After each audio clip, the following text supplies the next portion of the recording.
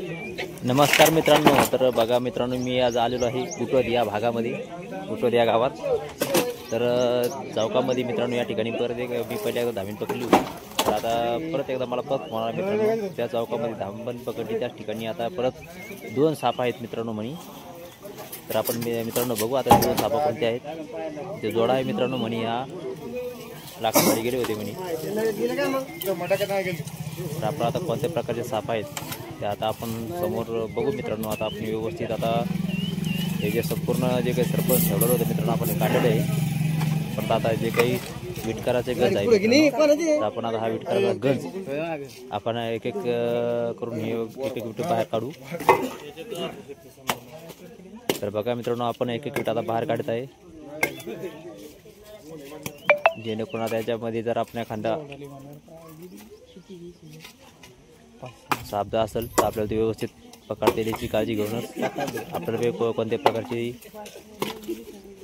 इजा होणार नाही, मी ती काळजी घेत असतो मित्रांनो स्वतः. चांगली द्या नाही खालून.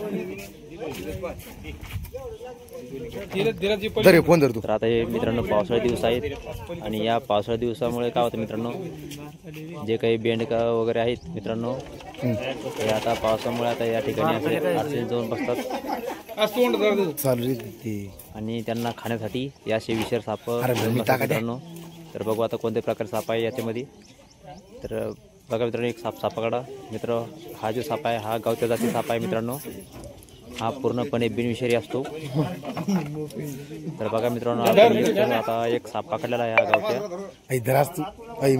हातात दिलेला आहे मित्रांनो आपण एक बॅग. आता बाकी आता दुसरा साप जो आहे आपण बघत आहे, हा दुसरा पण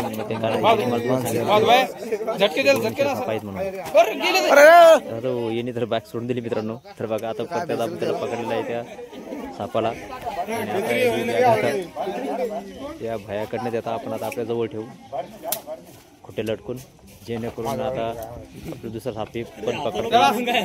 धर्मी धरून ती तुला तर काय कताला बाबा. तर बघा आता आपण लटकून दे मित्रांनो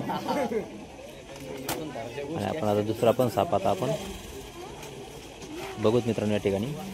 तर आपण दुसरा साप पण बघत आहे, कारण त्यांनी आपल्याला 2 सांगितले होते ना, 2 सापा या दगडामध्ये गेले म्हणून.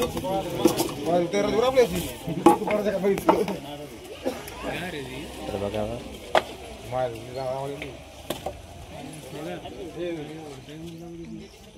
सापडला मित्रांनो दुसरा पण. आपण गावच्या जातीचंच आहे. तर अशा प्रकारे दोन्ही साप सापडले मित्रांनो. तर मित्रांनो, माझ्या चॅनल आवडलं लाईक करा, शेअर करा. धन्यवाद. सबस्क्राईब मात्र करायला विसरू नका. सबस्क्राईब करा. धन्यवाद.